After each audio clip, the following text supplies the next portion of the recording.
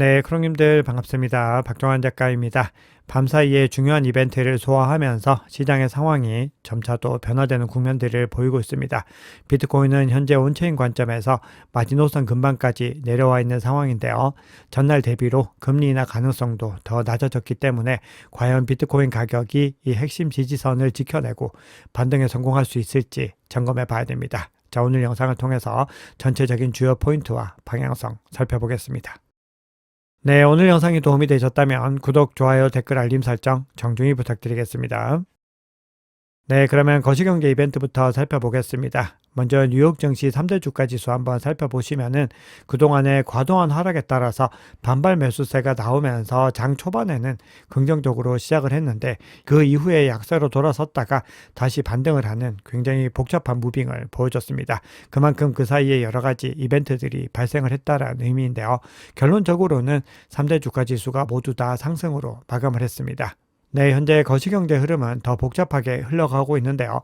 먼저 첫 번째로는 미 노동통계국이 10월 고용보고서 발표를 취소하겠다 이렇게 발표를 했습니다. 10월에는 10월 실업률 산출에 필요한 가계조사가 사후 수집이 불가능하기 때문에 정확도가 떨어진다는 이유입니다. 그래서 오늘 발표되는 고용보고서는 9월까지만 확인할 수 있습니다. 그래서 연준은 12월 FOMC 회의에서 9월 고용지표까지만 마지막으로 공식 자료로 확인해서 회의를 진행하게 됩니다. 그만큼 현재 시점에서는 금리 인하에 대한 어떤 불확실성이 더 높아졌다고 볼 수 있는 거죠. 거기다가 10월 FOMC 회의록이 공개가 됐는데 전반적으로 시장에서는 매파적이었다 이렇게 분석을 하고 있습니다. 회의록을 보면은 더 많은 위원들이 인플레이션을 우려하면서 현행 금리를 유지하는 것이 낫다 이런 관점을 보여준 겁니다. 그래서 12월 금리 인하 전망 한번 살펴보시면은 전날 48%까지 올라갔던 25bp 인하 관점이 33.6%까지 크게 하락한 것을 볼 수 있습니다. 네, 그리고 엔비디아 실적 발표도 있었는데요. 엔비디아 3분기 매출은 83조 원으로 시장 전망치를 상회를 했습니다. 네, 현물 ETF 흐름 한번 살펴보겠습니다. 비트코인과 이더리움의 현물 ETF 순유출이 계속해서 가파르게 이어지고 있는 것을 볼 수 있습니다. 비트코인 같은 경우는 5거래일 연속 순유출이 이어졌고 아마도 6거래일 연속으로 순유출세를 이어갈 것으로 보입니다. 그리고 이더리움 같은 경우도 6거래일 연속에서 이제 7거래일로 늘어날 가능성이 높은데요. 어제 시황에서도 말씀드렸지만 계속해서 매도세가 많이 나오고 있는 것은 블랙락 현물 ETF에서 순유출이 발생을 하고 있습니다. 네, 그래서 시장에서는 블랙락 비트코인 현물 ETF의 추이를 계속해서 예의주시하고 있는데요. 어제 온체인 렌즈에서 발표한 자료에 따르면은 블랙락 IBIT 주소가 코인베이스 프라임으로 자금 이동을 시작을 했고 짧은 기간 동안에 6,700개 이상의 비트코인을 이동시켰다. 이런 정황을 알렸습니다. 그런데 코인베이스 프라임은 기관 간의 장외 거래와 정산, 담보, 리밸런싱을 위한 종합적인 금융 플랫폼이고 또 ETF 구조상 AP와의 정산이나 리뎀션 과정에서 대량 이동은 자연스럽게 나타나는 패턴입니다. 그렇기 때문에 이 구조를 가지고서 블랙락이 매도했다. 뭐 이런 식으로 해석을 하는 것은 당연히 어폐가 있는 부분들인데요. 그럼에도 시장은 극도의 공포에 빠져 있기 때문에 여러 움직임들에 대해서 과민 반응할 수 있는 상황이다. 이렇게 볼 수 있습니다. 네, 그러면 온체인 지표 통해서 시장의 상황 조금 더 깊이 있고 정확하게 살펴보겠습니다. 자, 먼저 첫 번째로 살펴볼 지표는 크립토컨트에서 제공하는 불스코어 모델인데요. 이 지표상으로 봤을 때 2023년 1월에 현재 상승 사이클이 시작되고 가장 약세적인 움직임을 보이고 있습니다. 이 지표가 전체 10가지로 구성이 되어 있는데 10개 중에서 딱 2가지만 파란불이 들어와 있는 것을 확인할 수 있습니다. 총 100점 중에서 20점이고 극단적인 약세 구간을 이어가고 있습니다. 자, 그런데 이 2가지 불이 들어온 지표 자체를 개인적으로는 좀 중요하게 생각을 하고 있는데요. 첫 번째로 들어온 지표는 네트워크의 활동성 지표가 파란불이 들어와 있습니다. 그동안에 지속적으로 빨간불이었는데 이 빨간불이 파란불로 바뀌었다는 부분들을 주목하고 있고요. 두 번째는 수요 지표입니다. 수요 지표 자체가 파란불을 이어가고 있기 때문에 일단 희망이 살아있다 이렇게 볼 수가 있는데 현재 시장에서 약세장에 대한 관점이 많이 나오는 이유는 그동안에 계속해서 파란불이 들어와 있던 기술적인 관점, 즉 차트 관점이 빨간색으로 전환을 하고 있습니다. 그 이유는 그동안에 강세장이 진행되는 동안에 깨지지 않았던 365와 402평선을 하회했기 때문입니다. 그래서 현재 시점은 차트 관점상에서 이례적인 상황이고 사이클 관점과 맞지 않는 국면들이 있기 때문에 대세 하락장에 대한 두려움이 나타나고 있는 겁니다. 자, 그런 가운데 패닉셀링 수요도 역대 최대치를 기록을 하고 있는데요. 비트코인의 순 실현 손실이 17억 달러를 기록을 하면서 2023년 8월 이후로 가장 높은 수치를 기록을 했습니다. 이때 가장 높았고 작년까지 통틀어서는 올해 가장 높게 패닉셀링이 나왔다는 것을 볼 수 있습니다. 그만큼 현재 시장이 극도의 공포 단계에 빠져 있는 것을 확인할 수 있습니다. 네, 다음으로는 스테이블 코인 관련된 지표도 한번 살펴볼 텐데요. 스테이블 코인 온체인 거래량이 최근 들어서 감소하는 움직임을 보이고 있습니다. 자금의 순환 속도가 떨어지고 있다는 의미인데요. 이 얘기는 기관과 마켓 메이커들이 암호화폐 시장에 대해서 더 보수적으로 반응하고 있다. 이렇게 볼 수 있습니다. 즉 결론적으로 기관이 아직까지 적극적으로 진입하지 않고 시장에서 패닉셀링하는 그 수요들을 계속해서 지켜보고 있다는 의미로 볼 수 있는 거죠. 자, 그리고 이런 국면은 과거에는 종종 바닥이 가까웠을 때 나타났던 신호이기도 합니다. 자, 그런데 스테이블 코인 관련해서 또 추가적인 지표를 한번 살펴볼 텐데요.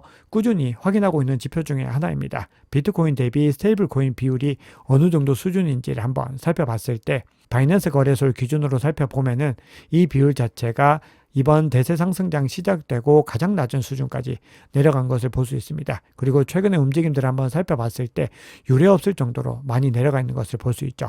이 얘기는 비트코인이 극심하게 약세 국면을 겪고 있지만 그럼에도 대기 매수 수요 자체는 굉장히 많이 늘어나 있는 것을 볼 수 있는 겁니다.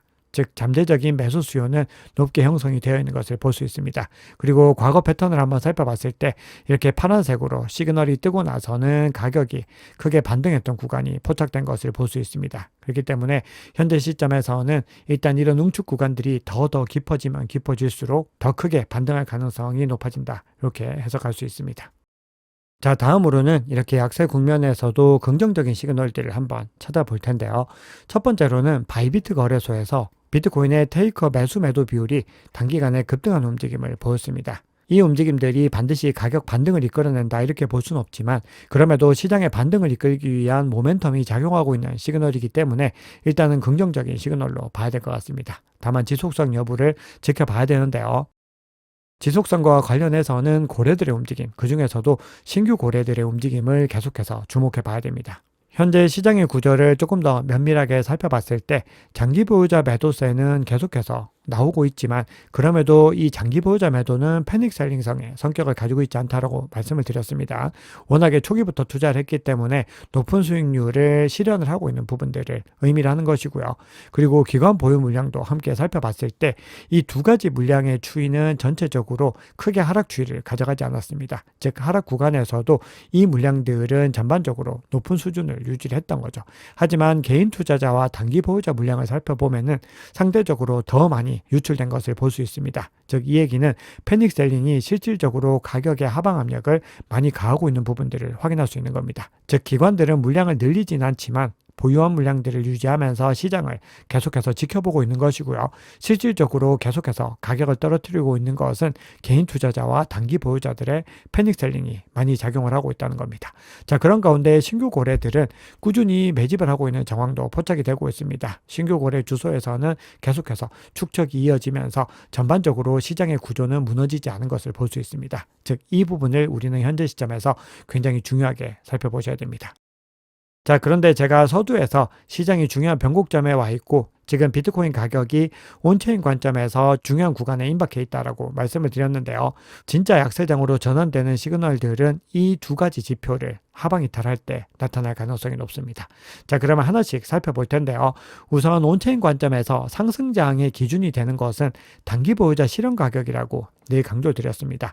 그리고 단기 보유자 실현 가격은 현재 높은 구간에 형성되어 있고 109.8K이기 때문에 현재 이 구간을 하방 이탈한 만큼 온체인 관점에서 상승 추세 자체는 무너진 것을 볼 수 있습니다. 그런데 진정한 대세 하락장으로 접어들 수 있는 구간들은 요 노란색과 녹색 구간인데요. 지금까지 흐름 한번 살펴보시면은 2023년 말 이후로는 이 구간을 하방 이탈한 적이 한 번도 없었습니다. 계속해서 이 구간 상단을 지켜냈는데요.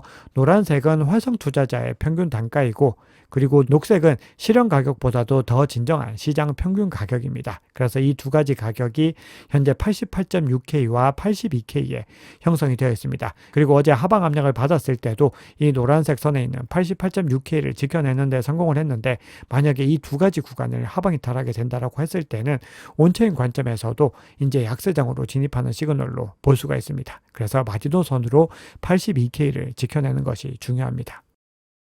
자, 그리고 88.6K와 82K 사이에 또 중요한 지지 구간이 하나 더 위치하고 있는데요. 바로 비트코인 현물 ETF의 평균 단가, 즉 실현 가격이 이 구간에 위치를 하고 있습니다. 바로 86.58K에 위치하고 있는데요. 현재 이 구간보다 가격이 높은 만큼 ETF는 평균적으로 수익을 내고 있지만 만약에 이 구간을 하회한다고 했을 때는 ETF를 중심으로 한 하방 압력도 나타날 수 있습니다. 그래서 이 구간들을 하나씩 체크를 하시면서 대응 전략을 이어가셔야 됩니다.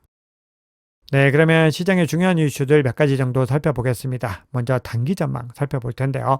시장의 여러 기관들이 현재 시장과 관련해서 입장을 내고 있는데요.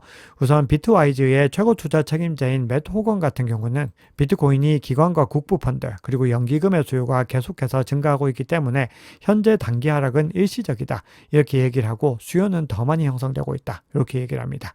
자, 그리고 크립토컨트의 주기영 대표 같은 경우도 트레이더와 단기 보유자들이 비트코인을 매도하고 있지만 채굴자와 장기 보유자는 매도하고 있지 않다. 이렇게 이야기를 하고 있는데요. 앞서 온체인 관점과 유사합니다. 전반적으로 기관을 중심으로 해서는 현재 보유 물량들이 일정 부분 유지가 되고 있는데 단기 보유자와 개인 투자자들 위주로 비트코인을 매도하고 있다는 이 관점인 거죠. 네, 그리고 K33의 리서치 책임자입니다. 배틀 룬데 같은 경우는 2017년 이후로 가장 가파른 43일 연속 하락폭을 기록 중이다. 이렇게 이야기를 하면서 바닥이 84에서 86K 사이에서 형성될 가능성이 있는데 만약에 이 수준도 뚫린다라고 했을 때는 스트래티지 평단이 있는 74.4K까지도 리테스트할 가능성이 있다. 이렇게 얘기를 하고 있습니다. 그리고 코인텔레그래프도 본인들의 슈퍼트렌드 지표를 근거로 해서 75K까지 하락 가능성을 언급하고 있습니다. 즉 현재 시장에서 단기 전망과 관련해서는 굉장히 많이 엇갈리고 있는 것을 볼 수 있는데 기본적으로 85K 중반대까지 가능성을 열어두고 있고 이 구간을 지켜내지 못했을 때 75K를 마지노로 보고 있는 모습입니다. 다만 그럼에도 기관과 정책, 대형 자금의 수요가 지속되는 만큼 구조적으로 강세 사이클이 무너졌다. 이렇게는 보고 있지 않습니다. 자, 다음으로는 장기적인 전망 한번 살펴볼 텐데요. 최근에 비탈릭 부테린이 이더리움 개발자 컨퍼런스에 참석해서 양자 컴퓨팅이 오는 2028년 미국 대선 이전에 타원 곡선 암호화를 깨뜨릴 수 있다. 이렇게 언급을 하고 있습니다. 네, 그리고 신임 CFTC 위원장 지명자는 암호화폐가 최우선 과제가 될 것이다. 이렇게 주장을 하고 있습니다. 자, 그리고 그레이스케일과 프랭클린 템플턴에서 XRP ETF가 11월 24일에 출시가 예상되고 비트와이즈도 신청을 한 상황이기 때문에 앞으로도 계속해서 알트코인 현물 ETF가 연이어서 승인이 될 예정입니다. 그리고 그레이스케일의 도지코인 현물 ETF도 함께 출시될 것으로 보인다고 블룸버그 인텔리전스의 제임스 에이파트가 언급을 하고 있습니다. 자, 그리고 아랍에미리트 국부펀드가 3분기에 IBIT 보유를 전분기 대비 3배 더 늘린 것으로 확인이 됐습니다. 결국은 중장기적인 관점에서는 상승 관점에 더 무게감이 실리고 있는 겁니다. 자, 그리고 비탈릭 부테린이 양자 컴퓨팅이 4년 내에 블록체인 암호화를 깬다라고 얘기한 부분들은 그렇게 된다라는 의미가 아니라 우리가 지금부터 더 타이트하게 이 양자 컴퓨터에 대응할 수 있는 암호화 전략을 구성해야 된다. 이 부분들을 언급을 하고 있는 겁니다. 그럼 그 사이에 굉장히 활발하게 지금 논의가 일어나고 있는데 그 발전들이 가팔라지면서 양자 컴퓨팅에 대한 방어도 계속해서 증가하게 될 것으로 예상할 수 있습니다.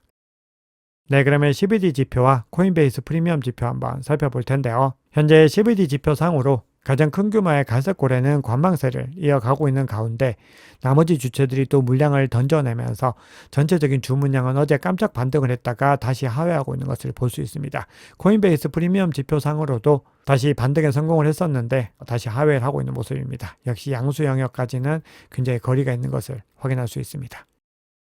네, 비트코인 차트 한번 보겠습니다. 현재 비트코인 가격이 제가 캡처했던 시점보다는 반등을 하면서 92K까지 상승을 하고 있는데요. 일단 FOMC 회의록이라고 하는 이 불확실성을 일정 부분 해소한 부분들이 반영이 되었을 수 있는데 그럼에도 현재 시점에서는 비트코인 가격이 계속해서 계단식으로 하방 압력을 받아오고 있기 때문에 추가적인 하방 압력을 받을 가능성이 여전히 존재하고 있습니다. 무엇보다도 402평선과 365이평선을 모두 다 하회했기 때문에 비트코인 가격이 이 두 개 구간을 다시 회복하기 전까지는 추세 전환에 성공했다고 볼 수 없습니다. 즉 하락 추세가 여전히 진행 중이라고 볼 수가 있고요. 그리고 22평선이 365이평선에 이어서 402평선까지 하방 이탈했기 때문에 추가적인 하방 압력 자체는 계속해서 유지가 되고 있는 것을 볼 수 있습니다. 그리고 RSI 상으로 과매도 구간으로 진입을 하고 있습니다. 그렇기 때문에 장기 투자 관점에서는 굉장히 중요한 매직 구간이 될 수 있지만 그럼에도 시장에 여전히 불안감이 굉장히 높게 나오고 있기 때문에 투자 전략 관점에서는 보수적인 전략을 이어가는 것이 좋고요. 보유하고 있는 현금을 세부적으로 분할해서 바이더딥과 반등 이후 돌파 매수 구간까지 함께 고려해서 전략을 이어가셔야 됩니다. 네, 오늘 준비한 얘기는 여기까지입니다. 여러분 오늘 영상이 도움이 되셨다면 구독, 좋아요, 댓글, 알림 설정 정중히 부탁드리겠습니다. 지금까지 박 작가였습니다. 감사합니다.